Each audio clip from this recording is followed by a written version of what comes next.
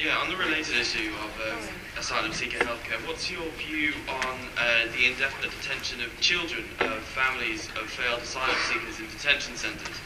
And particularly towards Mr Brown from the UKIP, because I believe it's your party's policy to scrap the Human Rights Act if you were to gain power in the UK.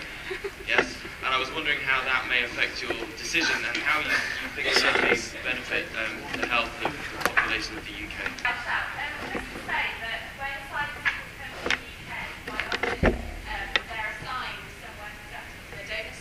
Choose where they settle and don't get to choose settle where their family are. So there's in all likelihood just as many asylum seekers in Wales as there might be anywhere else.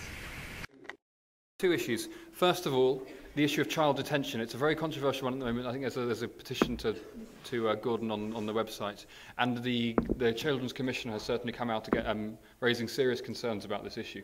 So we'll start with Tony here. Yeah, we have strongly opposed the detention of children in the way that it's being done at the moment.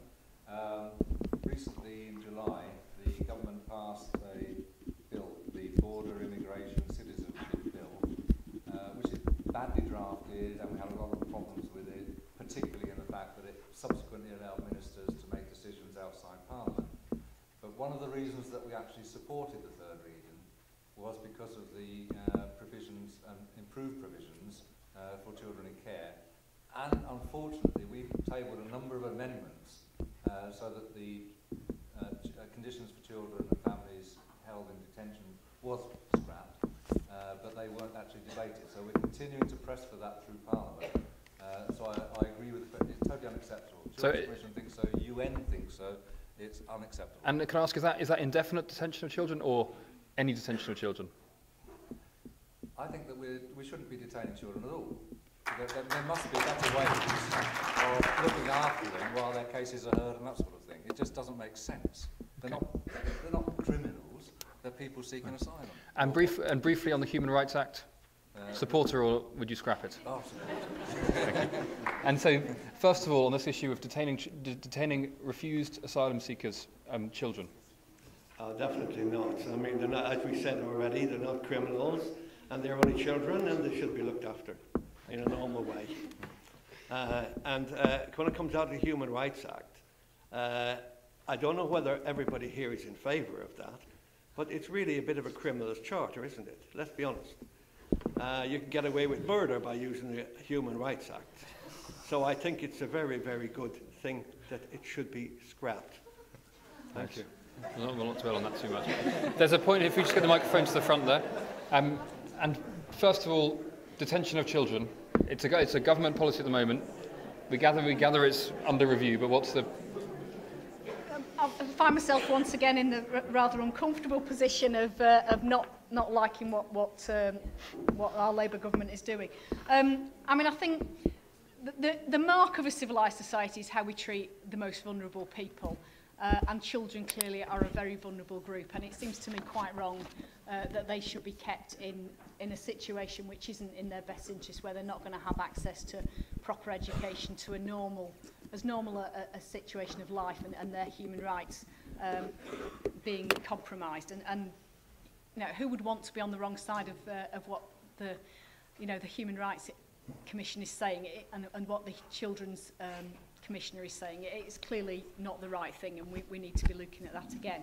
I mean, in terms of the Human Rights Act, I mean, it was just interesting, this week we had Keir Starmer coming out and explaining why the Human Rights Act is so important for the protection of victims. I mean, the Labour Party introduced the Human Rights Act into British law, and I think we should seek to defend it and strengthen it, if anything. Okay. I want to say a couple of comments on that, and then we're going to move on to another issue. There's one here at the front.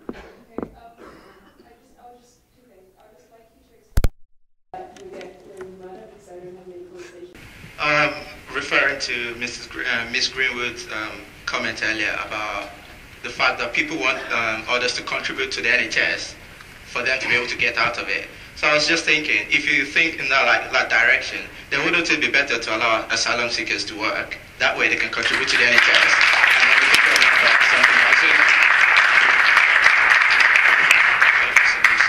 And we're just going to get one more comment at the back here. I'm probably being stupid, but that's me. If you don't detain children after they've been refused asylum, what would be done with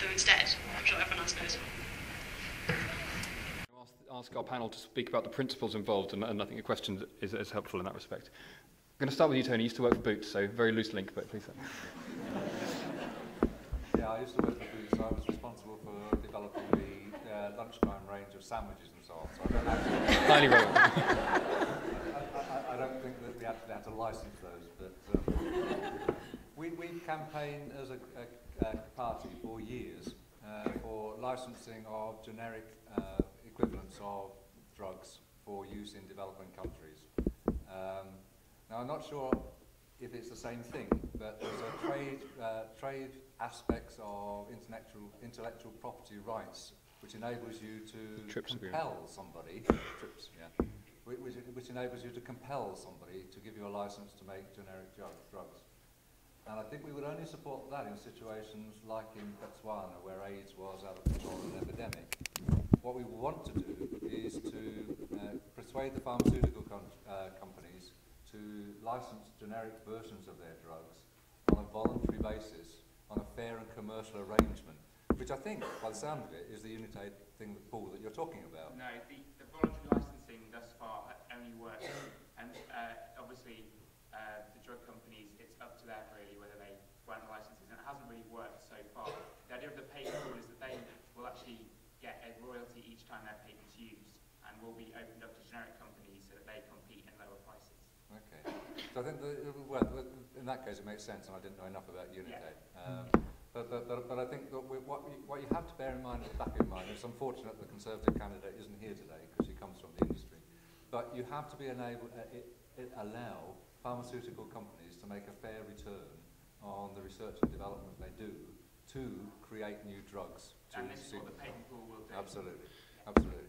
My view on that is that in developed countries, they make a lot of money from the drugs. If you start licensing generic versions of those drugs for developing countries, that's additional money that they wouldn't already have had because they wouldn't have been able to sell their proprietary drugs anyway. So it would make sense on a commercial basis for them to follow this through. And it makes sense to me for that. And as I say, we've been campaigning for years for generic versions of the drugs to be made available in developing countries. Okay.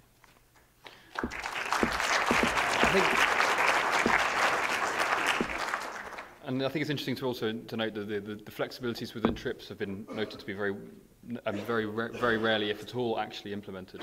So it's interesting that the difference between the theoretical concessions and the reality, but it's not really my role, is it? Lillian. I mean, I don't think there's much room for disagreement on this one, Tom, which is, and it's very nice to be in the position of seeing that the Labour Party are absolutely fully behind it, which is great. I mean, I think that's absolutely right. Is drug companies, obviously, they do have to put a lot of money into research and development. It's really important that they're able to do that. But equally, we've got to find ways of making sure that developing nations have access to affordable medicines, and particularly, and that drug companies develop medication that's going to cover everybody, whether it's commercially viable or not. And I think that was part of the point about children, about access to HIV drugs that were suitable for children.